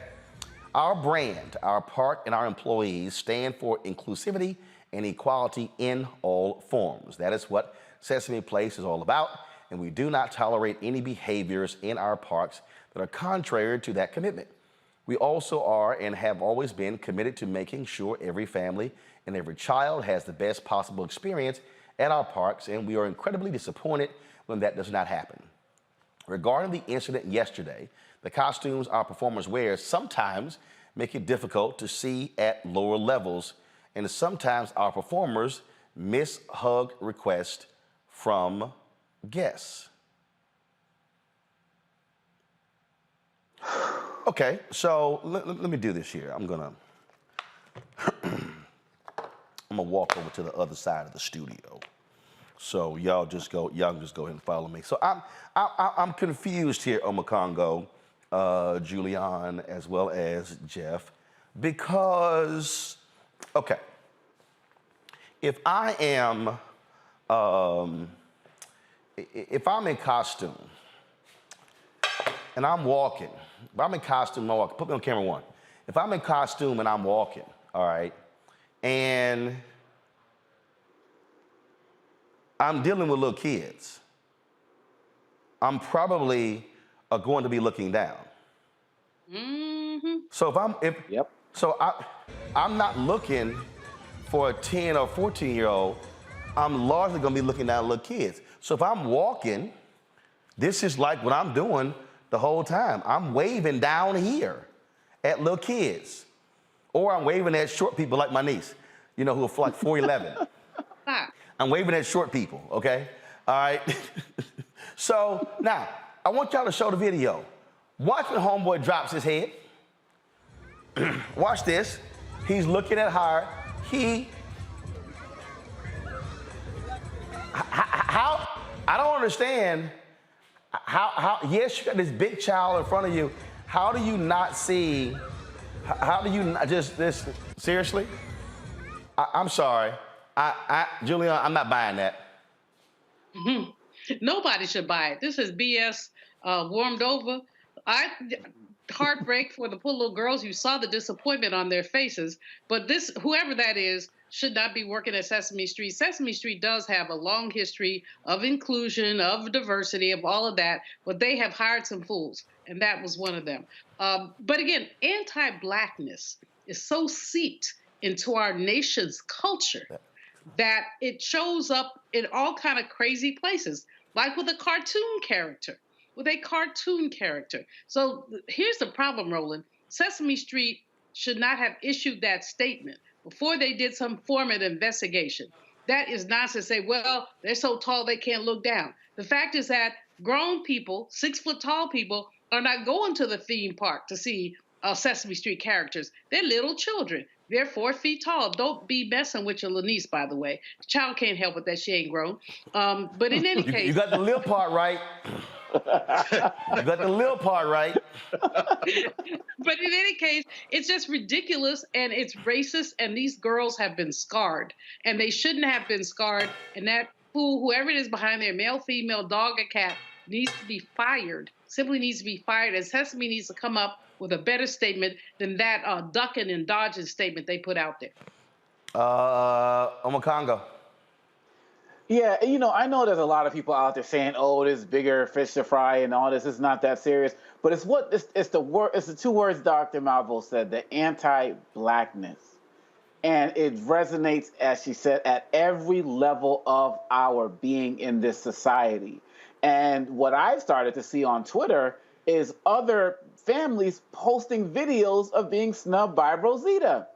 And a couple of Elmo snubs. And we represent hard the Elmo snubs at the Elmo at the kids' birthday parties. I mean, there's folks go hard, right? So I don't know if these were different people dressed as Rosita, but what I'm saying is I've seen at least 4 or 5 videos today of different experience. There's one, right? And with this little boy here.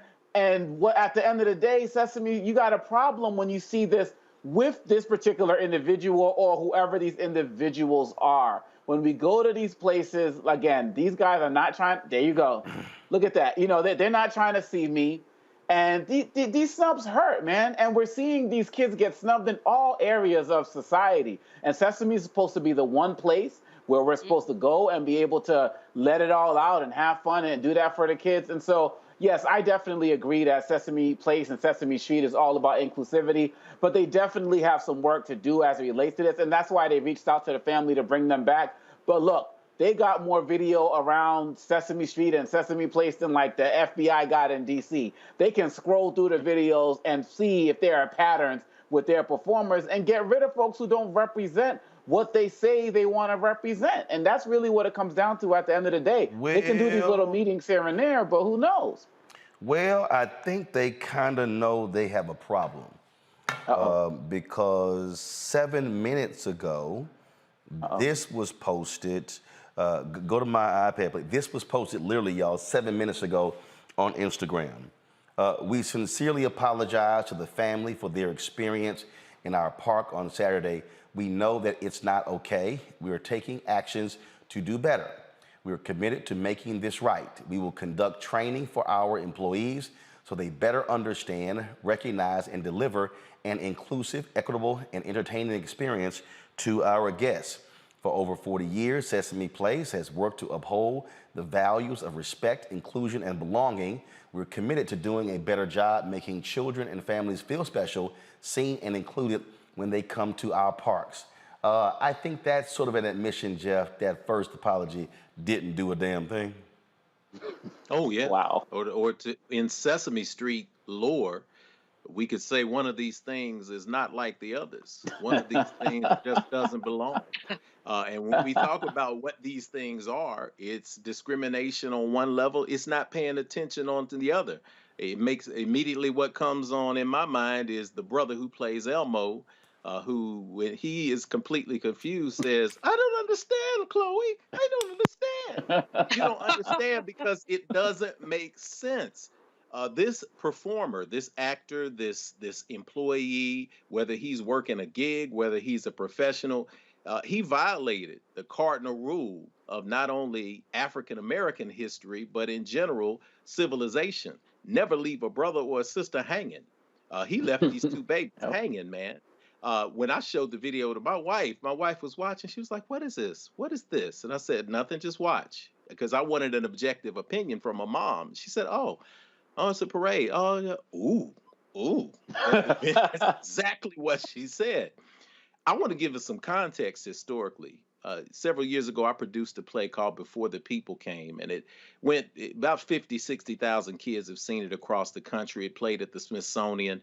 African folktale, fully costumed, puppets, interactive puppets, giant mask that you can't see through. For those who are uninitiated in the theater, when you see this character walking down the street, when you notice where the eyes on the costume are, those are not the eyes. You are looking through the mouth and through panels that are cut so that you can specifically see people. And when you're doing children's characters, those spaces are placed so that you can see people directly below you. Anything that you do that you interact with children, I instructed my actors in the production. I don't care if there were 500 people standing in the line. You do two things. Number one, you're going to greet every child that comes to see you because they have been affected by this magic that you created for them in their field of dreams. Secondly, if you see a child that is small, you kneel down on one knee and say hello. I understand the need to have proximity, but when Dr. Omekongo, he actually alluded to this. If you walk in, you have children who have experienced trauma. They have seen accidents with their parents. They have seen parents get shot or harmed. There are children who are afraid of clowns simply because this 7-foot beast came around a corner at a birthday party and scared them lifeless. The trauma, although we look at it from a societal space and say, well, one is more valuable than the other. No, neurologically, it registers as the same with the child. So these children were absolutely traumatized by being overlooked. And if you look at a parade route, you notice that other children are getting noticed. You notice that other children are given high fives. You notice that a baby in a stroller is nodded to. And your heart is there waiting in anticipation just to be seen. But we have an Ellisonian moment where we have these children experiencing what it feels to be invisible simply because people will not see me. There is no room, there is no space for this kind of behavior with people who are going to be working with children. So to Sesame Street's credit, they have realized that they stepped in something that was a little bit bigger than they thought. But this performer, this actor, this gig person, I don't care who he or she may be under that mask, they're going to learn a lesson, and Sesame Street is going to learn a lesson too, because this is one of the things that just doesn't belong. Showed you the first half of the Sesame Street statement. There actually was a second part that we should have showed you. This is what it said. The performer portraying the Rosita character has confirmed that the no hand gesture seen several times in the video was not directed to any specific person. Rather, it was a response to multiple requests from someone in the crowd who asked Rosita to hold their child for a photo which is not permitted. The Rosita performer did not intentionally ignore the girls and is devastated about the misunderstanding. We spoke to the family and extended our apologies and invited them back for a special meet and greet opportunity with our characters. We apologize to these guests for not delivering the experience that they expected, and we commit to do our best to earn their and all guests' visit and support. Now, again, that statement was released 23 hours ago. I read for you the statement that was released 7 minutes ago because that first statement on their Instagram page alone got 33,000 comments from people like singer Kelly Rowland, Ben Crump. I mean, I'm talking about the number of people who were commenting on that. It just went on and on. And again, that 9-second video has been shared by a lot of people. And trust me, Sesame Display, they in Philadelphia. It's a lot of black people in Philadelphia. So Sesame Place is truly on cleanup duty as we speak, and so we'll see exactly what happens next. We're trying to reach out to the moms of those two young girls to get them on the show. Hopefully, we will be able to do so. But Sesame, y'all got some issues. I'm just saying. All right, y'all, let's go to a break. We'll be right back. Roland Martin Unfiltered on the Black Star Network. Hi, I'm Dr. Jackie Hood Martin, and I have a question for you. Ever feel as if your life is teetering and the weight and pressure of the world is consistently on your shoulders? Well, let me tell you, living a balanced life isn't easy. Join me each Tuesday on Black Star Network for A Balanced Life with Dr. Jackie. We'll laugh together, cry together, pull ourselves together, and cheer each other on. So join me for new shows each Tuesday on Black Star Network, A Balanced Life with Dr. Jackie.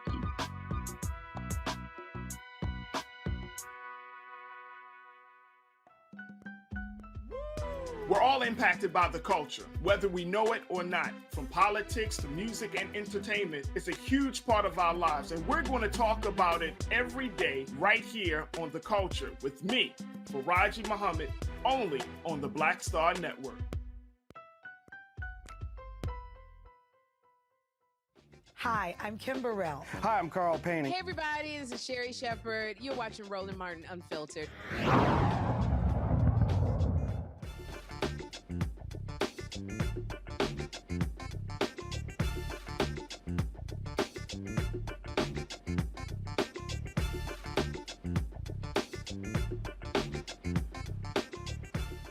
All right, y'all. A black opera singer has said "Hail to the No" to an Italian opera after she discovered that they had performers in blackface on that stage previously this summer. Grammy-winning soprano Angel Blue posted on her Instagram page that she is pulling out of the Verona Arena's production of La Traviata after she discovered the theater used blackface in the production of Aida.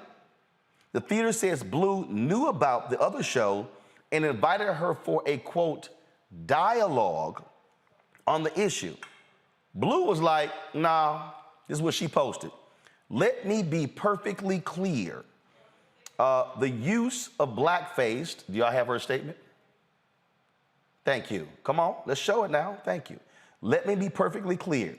The use of blackface under any circumstance, artistic or otherwise, is a deeply misguided practice based on archaic theatrical traditions which have no place in modern society. It is offensive, humiliating, and outright racist. She's still listed to perform as Violetta for 2 performances on the theater's website. Congo, she like, nah, we good. We good. We good. And I love how they said we invited her. I'm sorry, what's the conversation? That's right. Right. That's right. You know, I was so thrilled to see this story because it really harkened back to other great black performers and artists. I'm thinking about people like Josephine Baker, you know, who had a lot more on the line, but would refuse to play in front of segregated audiences, which would force the organizers to have to integrate the shows. And so when they say things, oh, well, she kind of knew a little bit about this going in and agreed to it, first of all, I question that. But second of all, when you actually see something like that in real life, it shocks you and it jars you. And it has been great for me to see, because I want to see more of it, right? To see more athletes, more musicians, more artists, people who are using their public spaces to take a stand. Because for too long, I feel like many of our artists today have done some strange things for change and are just kind of looking to get that buck to take them to the next level of stardom and the like. And we need these artists to have strong principled stances to let people know this is not right. And let's also be mindful of the fact that this is important for the international audiences who do not understand or respect our history in the United States. And again, going back to the Josephine Baker model, right? So if you want to take us and have us be performing in these different spaces and places, do the work that's needed to understand our culture, and don't just look at us as people who are going to get up there and chuck and jive, because it might get thrown back in your face. And so she's also providing an international education for people who don't know or respect our culture. And for that, I also applaud her. Hey, look. Bottom line is, okay, to the theater. Why y'all got somebody in blackface? Look, either go find somebody black, Julian, or just have them perform looking white. You got it. I mean, in this particular play, blackface is theoretically being used because the character is with blackface is an Ethiopian. And as you say, you can find a black person. You don't have to put blackface on. But if you look at the history of blackface in theater, we first began to see it, theater and movies. We first began to see it where? Birth of a Nation in 1915.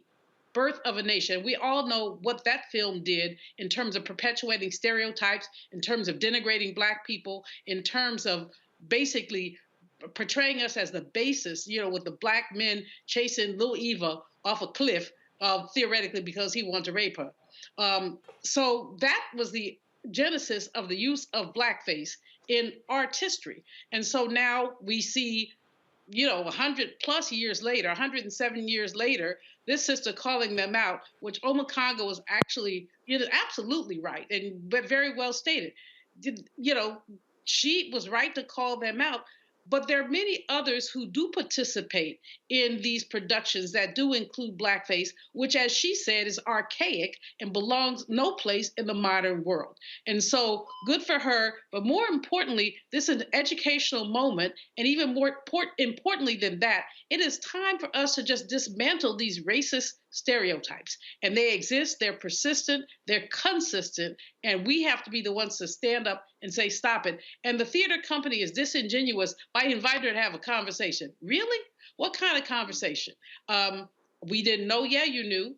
I don't blame her for not saying she doesn't want to talk to them. And they're pimping her by continuing to use her name after she said she wasn't going to be there. And so they have continued their racism, their racist exploitation, and their own predatory capitalism. Roland, I was going to put that in there. Their predatory capitalism, the way that they've treated her and her talent. I say this here, Jeff. Go ahead and keep advertising her. Watch y'all have a show and she ain't there. Yeah, that's the last thing you want to do is raise that curtain and those lights come up and you don't see anybody. When you think about the history of theater, you think about performers who started, the history has been given in terms of how blackface made its way into the mainstream and that birth of the nation space. You think about great performers upon whose shoulders we stand, like the great Burt Williams, who was a vaudeville star and really opened the doors for many people, but who was forced because of the white performers who were performing in blackface to, as a Black man, perform in blackface just to make a living. So many compromises that had to be made. In my first one-man show, I have a character who is an actor who is classically trained with 1 million degrees, and he actually puts on blackface. I've had to put the blackface on, do the burnt cork blackface to make a point. It is a ghastly and disgusting, ironic moment to see this classically trained actor who finds himself having to make a decision to wear blackface. In those moments where there is a choice, where there's a parody that's made, we get to make those decisions on what is right and what is correct and what is not mainstream companies.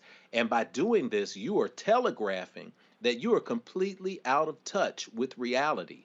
Anyone who says we don't think it's a problem, or we didn't realize it, or we need to have a conversation, if you're producing theater and opera in 2022, you are completely out of touch with history and reality. That says something really, really big about where you are not in terms of diversity, equity, and inclusion.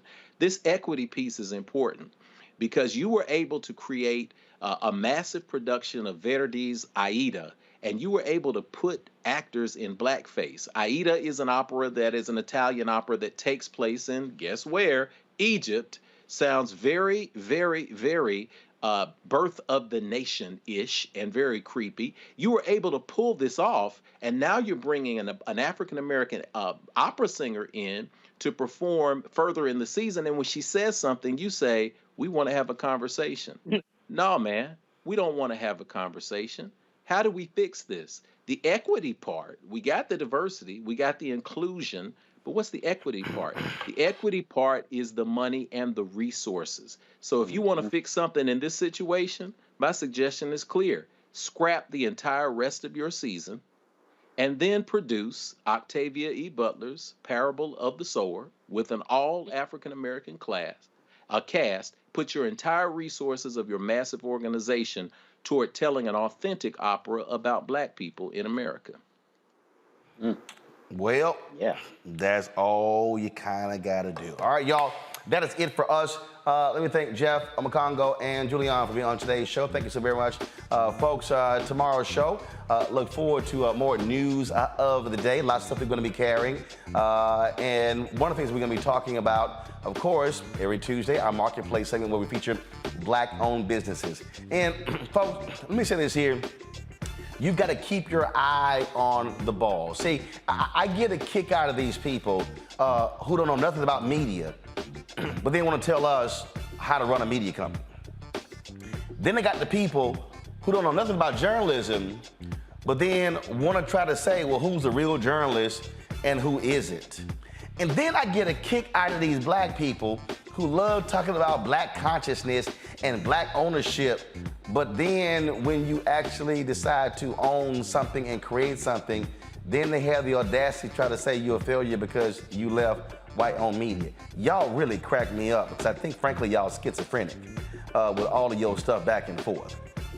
But to all the folk out there, I got these people talking about, how we were underinsured with our Sprinter. Well, the maximum we could get on it was $125,000. So if y'all know anything about business, I mean, that was the maximum. We looked at multiple insurance companies. But let me say this to all the haters. You know we don't care about y'all. Because see, our fans got us. Our fans got us. And it hasn't even been 3 weeks since we had the accident. And in fact, Deshaun, our driver, is driving right now down to Birmingham because we're gonna be in Birmingham for the SWAC Media Day. In the last 3 weeks, our fan base has come through to the tune of $40,000 to cover the additional cost for the upgrades for our new Sprinter. Oh yeah, and see, for all you Simple Simons out there, when you saw me say that the insurance is going to cover $125,000, we will need another $100,000 because we also are adding other safety features to it. Okay, but again, that's what happens when you don't know what you're talking about. And so here's the deal: I don't worry about y'all stuff. I'm not in your business. In fact, you don't even have a business. So I'm not in your business, and you don't have a business. So you might want to go get you some business. Because I'm letting y'all know right now what's happening. Because see, September 4th, we celebrate 4 years of Roland Martin Unfiltered. Y'all fools said we were not going to succeed. We year 4. We launched the Black Star Network on September 4, 2021. It'll be 1 year. Guess what? We've launched 6 shows since we launched. 6. 4 in February, Rolling with Roland as well. Then we launched The Pivot with Stephanie Humphrey just this month. So please, when y'all run y'all mouths talking about, how we failing and all this sort of stuff, please, by all means. Matter of fact, Anthony, why don't you go ahead and just for all y'all, I guess this is failure. I guess this is failure. I guess all of this is failure. No, all of this, see, this ain't failure. See, what it called is called success. It's called Black-owned success. And again, if y'all like to run y'all mouths about what we're doing, guess what? We fully transparent. Now see, we gonna keep doing what we're doing. Cause see, I just wanna go ahead and say right now, again, to all of our haters, guess what? We got 2 shows in development right now. Another daily show and another weekly show. As we speak, we're having meetings to launch our 24-hour streaming channel by the 4th quarter of this year. See, this is what happens when you are not worried about what other people are doing and you are minding your business, which means building your business. And just for all, and again, for the haters, y'all don't have, I don't think you have it. I'll just go pull up on my Instagram page. Because see, for the haters too, just want to let y'all know, today, one reason I'm like a little tired, because I had to come to the office a little bit early, because today, we just had a little photo shoot at the office because the LA Times is doing a story on what we've launched here. Damn, that failure looked really bad, don't it? And so, what is the lesson to everybody who's watching? The lesson is this: you cannot waste your time on people chirping on the sidelines. Pull the music down.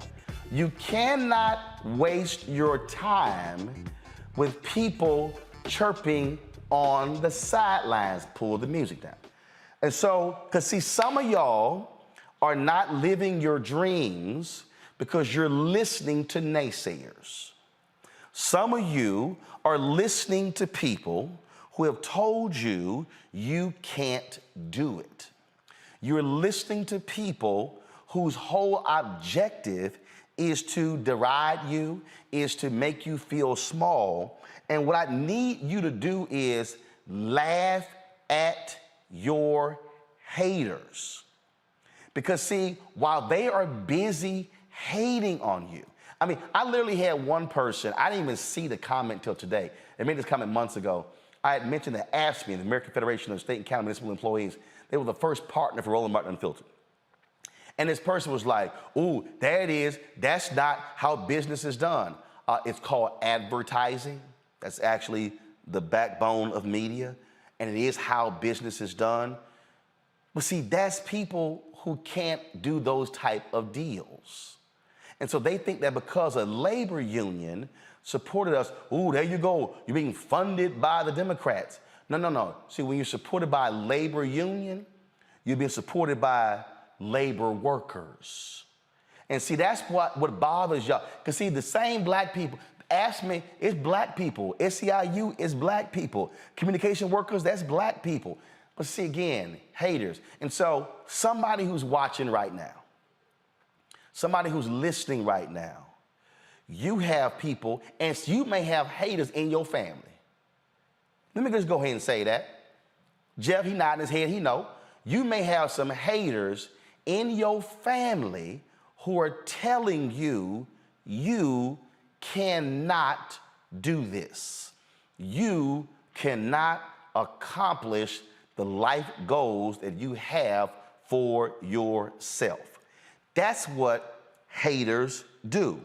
So, and I know somebody is sitting here, and they're saying, well, Roland, it's best not to address them. No, I disagree. I totally disagree. Because see, biblically, they addressed haters. Go read Nehemiah. They kept building. Now, I done told y'all this whole thing before. So somebody out there are things that you have wanted to accomplish in your life. You have been unable to do so because you have spent more time listening to the haters as opposed to listening to God telling you to go and do what you're supposed to do. And so that's why at every step of the way, when these people tweet me, I laugh. That's why I crack up laughing. That's why when I run into them and they sit here and say stuff, I laugh. And I love it when they say, ooh, you're a failure. I'll take this failure any day of the week. I love it when they say, oh, you wish you were on one of these networks. Not when you're on your own network. See, I didn't get to do the story, but Byron Allen bought the assets for $11 million, a black news channel. And he plans on relaunching the network, and more power to him. But the point I'm still trying to get folk to understand is that there are too many black people right now who are walking around with ideas and visions and plans of action in their head, that's in their spirit, that God gave them a long time ago, and they have yet to fulfill any of that because they have spent more time listening to people pull things out of them instead of pour into them. And so you need to understand that you cannot get so caught up in what these haters are saying. Nehemiah said, keep building with one hand, keep your other hand on your weapon. Because the haters said they could not rebuild the wall of Jerusalem. And they kept building. And so I just want some of us to understand this. And so as we go up, and as we launch something new, and as we unveil a new show, and as we unveil new space, and as we gonna unveil our new Roll-O-Mobile in September, I want all the haters to know that I see you, I hear you, and I literally am laughing at you. Because what you are doing is providing fuel for what we are doing. And if you ain't built nothing, like this fool Jerry Calloway, Roland is lying. Oh, please, Jerry, because see, Jerry, let me show you how I know you a fool. You commenting on something I built. I ain't commenting on nothing of yours. See how that worked, Jerry? You just got embarrassed right here for being a new fool. See, that's why I keep telling y'all. See, I felt mainstream media wasn't doing us right, so I created something of my own. I'm sorry, I ain't worried about what they doing. I don't even watch them. But we are building something, providing opportunities. And I'm telling you, and I've had this conversation with too many people in the last several weeks who have been there, you have been commissioned to do something, and you have allowed other people to stop you from living your life, from living your dreams. And that is the greatest failure. And there's nothing worse when your days are over and God said, what did you do with what I gave you? And your answer is, I listened to other people. And he says, but didn't I tell you to go forward? And you go, yeah, but I listened to my mama, my daddy, my brother, my sister, my grandmother, my cousin, my aunt, my uncle. I listened to a fool I don't even know. I listened to my sorority sister, my church member. He's like, but ain't none of them me. And so I just want y'all to understand that. So y'all can go ahead and again, let your haters do what they do and let them operate as simply stepping stones to your success. And every step of the way, when they say something, just do this here. Wave at them. Because trust me, you'll be waving down. Because you'll be higher than them, and they'll have no choice but to look up at you. I had one person say, man, he ain't know he has failed as a journalist. I said, well, I guess when I go to NABJ in August, and when they celebrate the 2021 Hall of Fame class, and I'm on that stage, I guess I'll be up there failing. And then in October, when the Society of Professional Journalists had a convention here in DC, I'll be failing on that stage too when I'm inducted as one of the fellows, which is also their Hall of Fame. That's when you don't worry about your haters, because trust me, they can't even rewrite your resume, much less carry it. So for anybody out there, live your dreams, get started and do your thing, and we're gonna keep doing our thing. And so for the folk who keep running their mouth, y'all go ahead and download the Black Star Network app. All platforms, because guess what? It's ours, we own it. And yes, to the haters, it costs $161,000 a year. And guess what? We paid for it all up front in December.